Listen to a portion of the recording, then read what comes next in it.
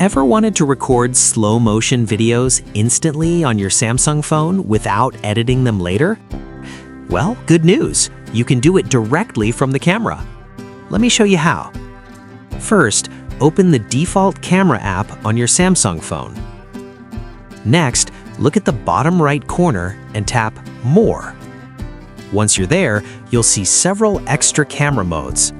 Find the one called Slow Motion and tap it. Now, all you have to do is press the record button to start recording.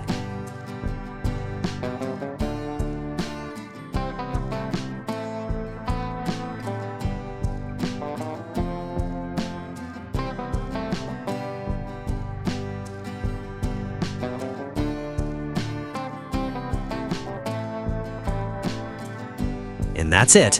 Your phone will automatically capture the video in slow motion, so you don't need to edit it later using any video editor. Pretty easy, right?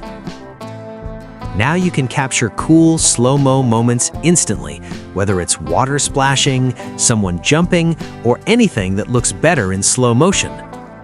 So next time you want a cinematic slow-mo shot, remember, your Samsung camera can already do it.